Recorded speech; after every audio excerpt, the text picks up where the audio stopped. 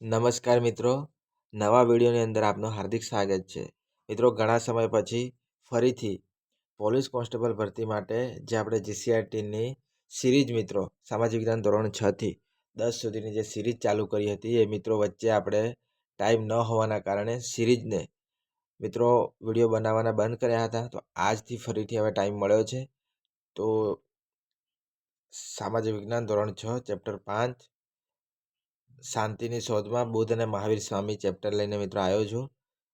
ભરતીની જાહેરાત થઈ ચૂકી છે અને 3 તારીખથી ફોરમ ભરાવાના પણ શરૂ થઈ ચૂક્યો છે. મિત્રો, હવે આપણે એક્ઝામની અંદર હેલ્પફુલ થાય એવા ચેપ્ટરો સામાજિક વિજ્ઞાન જીસીઆરટીના ભણાવીશું અને અલગ અલગ વિષયો પણ મિત્રો ટાઈમ મળે તે પ્રમાણે યુટ્યુબ પર લઈને આવીશું. તો મિત્રો, ચેનલ પર નવા હો તો ચેનલને સબસ્ક્રાઈબ કરજો અને તમારા જેવા બીજા મિત્રોને પણ હેલ્પફુલ થાય તેના માટે શેર કરજો. તો મિત્રો, વધારે ટાઈમ ન બગાડતા આપણે સિરીઝની શરૂઆત કરીશું. તો મિત્રો, ચેપ્ટર નંબર 5 શાંતિની શોધમાં બુદ્ધ અને મહાવીર સ્વામી વિશે મિત્રો આપણે અભ્યાસ કરીશું. મિત્રો, અહીંયા આપણે ગૌતમ બુદ્ધ વિશે પ્રારંભિક જીવન વિશેની માહિતી મેળવીશું. મિત્રો, ગૌતમ બુદ્ધ અને બૌદ્ધ ધર્મ વિશે મિત્રો આપણને જે માહિતી જાણવા મળે છે એ જાતક કથાઓ અને બૌદ્ધ ગ્રંથો, જે મિત્રો બૌદ્ધ ગ્રંથો છે, ત્રિપિટક એટલે મિત્રો 3 જે બૌદ્ધ ગ્રંથો છે, સુત પિટક, વિનય પિટક અને અભિધમ્મ પિટક મિત્રો, એમાંથી આપણને માહિતી મળે છે. 550 જેટલી જાતક કથાઓ 550 જેટલી જાતક કથાઓ બુદ્ધના પૂર્વજન્મો સાથે સંકળાયેલી છે. મિત્રો, ભારતમાં હિમાલય ક્ષેત્ર તરફ નેપાળની તરાઈમાં કપિલવસ્તુ નામનું રાજ્ય હતું. મિત્રો, હિમાલય ક્ષેત્ર તરફ નેપાળની તરાઈમાં કપિલવસ્તુ નામનું રાજ્ય હતું. કપિલવસ્તુના ક્ષત્રિયો મિત્રો શાક્ય કહેવાતા હતા.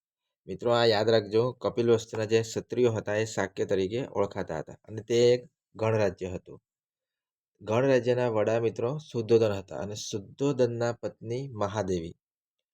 મિત્રો, ગૌતમ બુદ્ધનો જન્મ જે છે એ ઈસવીસન પૂર્વે 566માં શુદ્ધોધન અને મહાદેવીના ઘરે થયો હતો. ગૌતમ બુદ્ધનો જન્મ મિત્રો ઈસવીસન પૂર્વે 566માં શુદ્ધોધન અને મહાદેવીના ઘરે થયો હતો. અને મિત્રો, ગૌતમ બુદ્ધનું જે બાળપણનું નામ હતું મિત્રો એ સિદ્ધાર્થ હતું. મિત્રો, આ પરીક્ષાની અંદર વારંવાર પૂછાઈ ચૂક્યું છે. તો ગૌતમ બુદ્ધના બાળપણનું નામ શું હતું? તો મિત્રો સિદ્ધાર્થ હતું. જન્મના થોડા દિવસો બાદ મિત્રો તેમની માતા મહાદેવી મૃત્યુ પામે છે. ગૌતમ બુદ્ધનો મિત્રો જે માતાના ઘરે જે જન્મ થયો હતો મિત્રો મહાદેવીના ઘરે, એ માતા મૃત્યુ પામે છે. પછી મિત્રો તેમના પાલન પોષણ માટે ગૌતમી મહાપ્રજાપતિએ તેમનું પાલન પોષણ જે છે મિત્રો ગૌતમ બુદ્ધનું એ ગૌતમી મહાપ્રજાપતિએ કર્યું હતું, જે તેમના પાલક માતા તરીકે ઓળખાય છે. મિત્રો, પરીક્ષાની અંદર યાદ રાખવું કે ગૌતમ બુદ્ધના પાલક માતા કોણ હતા? તો ગૌતમી મહાપ્રજાપતિ.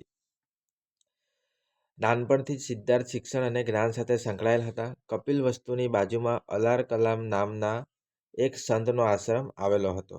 અલાર કલામ તેમના ગુરુ હતા. ગૌતમ બુદ્ધના મિત્રો ગુરુ કોણ હતા? તો અલાર કલામ. સિદ્ધાર્થ તેમના આશ્રમમાં જતા. તેઓ ધ્યાન ધરતા હતા. સિદ્ધાર્થ જ્ઞાન અને સમાધિની ચર્ચા કરતા રહેતા હોવાથી પિતા ચિંતિત થયા. તેમને લાગ્યું કે સિદ્ધાર્થ સંન્યાસી તો નહીં થઈ જાય ને. સિદ્ધાર્થના વ્યવસ્થામાં જ લગ્ન કરવામાં આવ્યા હતા. અને મિત્રો ગૌતમ બુદ્ધ એ જ મિત્રો સિદ્ધાર્થ તરીકે ઓળખાય છે. એટલે ગૌતમ બુદ્ધના મિત્રો બાળપણમાં જ લગ્ન કરવામાં આવ્યા હતા અને તેમની પત્નીનું નામ હતું યશોધરા.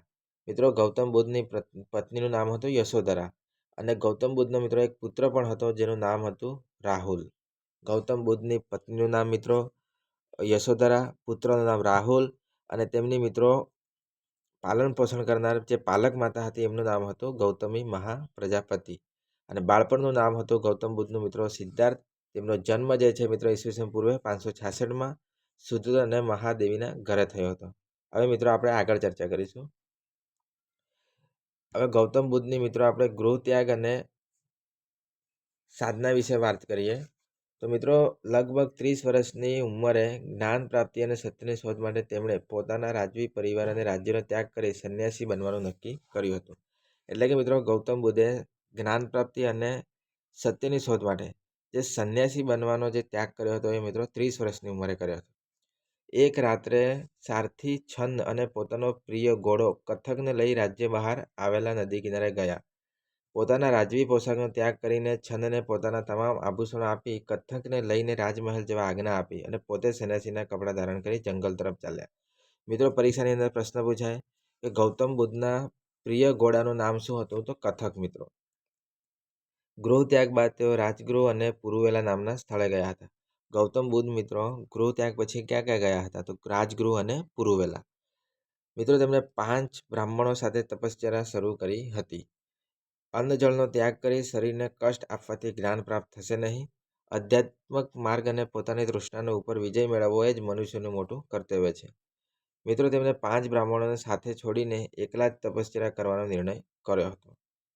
મિત્રો, ગૌતમ બુદ્ધે કઈ જગ્યાએ જ્ઞાન પ્રાપ્ત કર્યું હતું ને સાધના શરૂ કરી તેની વાત કરીએ તો બોધિગયા ખાતે એક પીપળાના વૃક્ષ નીચે બેસી તેમણે સત્ય અને જ્ઞાન પ્રાપ્તિ માટે સાધના શરૂ કરી હતી.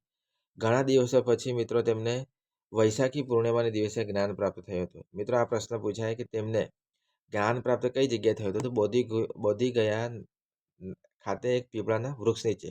અને મિત્રો તેમને જ્ઞાન પ્રાપ્ત ક્યારે થયું હતું ગૌતમ બુદ્ધને? તો મિત્રો તેમને વૈશાખી પૂર્ણિમાના દિવસે જ્ઞાન પ્રાપ્ત થયું હતું. મિત્રો, આ ખાસ આપણે યાદ રાખીશું. મિત્રો, પછી મિત્રો તેમના ઉપદેશ વિશેની વાત કરીએ તો ગૌતમ બુદ્ધે મિત્રો જે પ્રથમ ઉપદેશ આપ્યો હતો એ સારનાથ ખાતે આપ્યો હતો. મિત્રો, આ ખાસ યાદ રાખજો. મિત્રો, હવે મિત્રો આગળ વધીશું. એમણે મિત્રો સારનાથ ખાતે ઉપદેશ આપ્યો હતો અને આ પ્રથમ ઉપદેશને મિત્રો ધર્મચક્ર પ્રવર્તન તરીકે ઓળખવામાં આવે છે. જે મિત્રો ગૌતમ બુદ્ધનો જે પ્રથમ ઉપદેશ હતો એને ધર્મચક્ર પ્રવર્તન તરીકે ઓળખવામાં આવે છે. મિત્રો, આ ખાસ યાદ રાખજો. હવે મિત્રો ગૌતમ બુદ્ધના નિર્વાણ વિશેની ચર્ચા કરીએ. બુદ્ધને વૈશાખી પૂર્ણિમાએ બોધિ વૃક્ષની છાયામાં જ્ઞાન પ્રાપ્ત થયું. જ્ઞાન પ્રાપ્ત કરી બુદ્ધ ભારતમાં સમાજ અને ધર્મના સુધારા કરતા રહ્યા. એટલે ગૌતમ બુદ્ધને મિત્રો જ્ઞાન પ્રાપ્ત થયું એના પછી સમાજ માટે, દેશ માટે ઘણી બધા ધર્મના સુધારા પણ કરતા રહ્યા છે. હવે મિત્રો ગૌતમ બુદ્ધને 80 વર્ષની ઉંમરે મિત્રો 80 વર્ષની ઉંમરે તેમનું મિત્રો અવસાન થયું હતું કુશીનારાની અંદર. મિત્રો, પરીક્ષાની અંદર પ્રશ્ન પૂછાય કે ગૌતમ બુદ્ધનું અવસાન ક્યારે થયું હતું? તો મિત્રો 80 વર્ષની વયે કુશીનારાની અંદર મિત્રો તેમનું અવસાન થયું હતું. મિત્રો, આ ખાસ યાદ રાખજો. તેમનું અવસાન જે છે કુશીનારામાં થયું હતું. મિત્રો, હવે મિત્રો આપણે ગૌતમ બુદ્ધ વિશે ચર્ચા પૂર્ણ કરી. હવે મહાવીર સ્વામી વિશે જાણીશું. મિત્રો બૌદ્ધની જેમ જ ભારતીય સમાજ જીવનમાં જૈન ધર્મનું પણ અગત્યનું સ્થાન છે. મિત્રો, જૈન ધર્મની અંદર કુલ 24 તીર્થંકરો થયા. મિત્રો, પરીક્ષાની અંદર પ્રશ્ન પૂછાય કે જૈન ધર્મની અંદર કેટલા તીર્થંકરો થઈ ગયા? તો મિત્રો 24 તીર્થંકરો થઈ ગયા. અને મેં જૈન ધર્મને મિત્રો જાણવાનો જે મહત્વપૂર્ણ ગ્રંથ છે એનું નામ છે આગમ ગ્રંથો. જૈન ધર્મને મિત્રો જાણવાનો જે મહત્વપૂર્ણ સ્ત્રોત છે એનું નામ છે આગમ ગ્રંથો. મિત્રો, જૈન ધર્મના જે પ્રથમ તીર્થંકર હતા એનું નામ હતું ઋષભદેવ, અથવા તો મિત્રો એમનું બીજું નામ તરીકે પણ ઓળખવામાં આવે છે આદિનાથ. ઋષભદેવ આદિનાથ એક જ છે મિત્રો જે પ્રથમ તીર્થંકર હતા. જૈન ધર્મના મિત્રો 23મા તીર્થંકરનું નામ છે પાર્શ્વનાથ. અને મિત્રો પાર્શ્વનાથ જે છે કાશીના રાજા મિત્રો અશ્વસેનના પુત્ર હતા. તેમણે 30 વર્ષની વયે ગૃહત્યાગ કરી સંન્યાસી બની જૈન ધર્મનો ઉપદેશ આપ્યો હતો. કોને મિત્રો? પાર્શ્વનાથે. મિત્રો, મહાવીર સ્વામીના પ્રારંભિક જીવન વિશે આપણે ચર્ચા કરીએ. વજ્જી સંઘના એક ગણરાજ્ય કુંડગ્રામના જ્ઞાતૃક ક્ષત્રિય વંશમાં મહાવીર સ્વામીનો જન્મ થયો હતો. મિત્રો, મહાવીર સ્વામીનો જન્મ જે ખરો એ કુંડગ્રામના જ્ઞાતૃક ક્ષત્રિય વંશમાં મહાવીર સ્વામીનો જન્મ થયો હતો. મિત્રો, મહાવીર સ્વામીનું બાળપણનું નામ જે છે મિત્રો વર્ધમાન હતું. મિત્રો, જે રીતે ગૌતમ બુદ્ધનું બાળપણનું નામ સિદ્ધાર્થ હતું એ રીતે મિત્રો મહાવીર સ્વામીના બાળપણનું નામ વર્ધમાન હતું. આ મિત્રો ખાસ યાદ રાખજો તમે. પછી મિત્રો મહાવીર સ્વામીના મિત્રો માતાનું નામ હતું ત્રિશલા દેવી. અને મિત્રો મહાવીર સ્વામીના મોટા ભાઈનું નામ હતું નંદીવર્ધન. તમે અહીંયા જોઈ શકો છો મિત્રો મહાવીર સ્વામીના બાળપણનું નામ વર્ધમાન, માતાનું નામ ત્રિશલા દેવી અને મોટા ભાઈનું નામ નંદીવર્ધન હતું. વર્ધમાન પણ મિત્રો ગૌતમ બુદ્ધની જેમ રાજકુમાર હોવાથી તેમણે અનેક કલાનું જ્ઞાન મેળવ્યું હતું. મિત્રો, મહાવીર સ્વામીના લગ્ન જે છે રાજકુમારી યશોદા સાથે થયા હતા. અને મિત્રો મહાવીર સ્વામીની પુત્રીનું નામ હતું પ્રિયદર્શની. ગૌતમ બુદ્ધનું લગ્ન મિત્રો યશોદરા સાથે થયું હતું, જ્યારે મહાવીર સ્વામીનું લગ્ન જે છે યશોદા સાથે થયું હતું. હવે મિત્રો આપણે મહાવીર સ્વામીના ગૃહ ત્યાગ અને સાધના વિશે ચર્ચા કરીએ.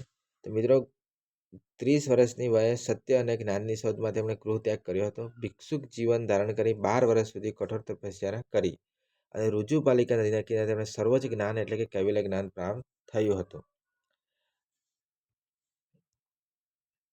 અને મિત્રો તેમને પોતાના મન અને ઇન્દ્રિયો પર વિજય પ્રાપ્ત કર્યો હોવાથી મહાવીર સ્વામીને મિત્રો જૈન તરીકે ઓળખવામાં આવતા હતા. મિત્રો હવે મિત્રો એવો પ્રશ્ન પૂછાય કે મહાવીર સ્વામીને કઈ નદીના કિનારે સર્વોચ્ચ જ્ઞાન એટલે કે કૈવલ્ય જ્ઞાન પ્રાપ્ત થયું હતું? તો ઋજુપાલિકા નદીના કિનારે. મિત્રો આ ખાસ યાદ રાખજો.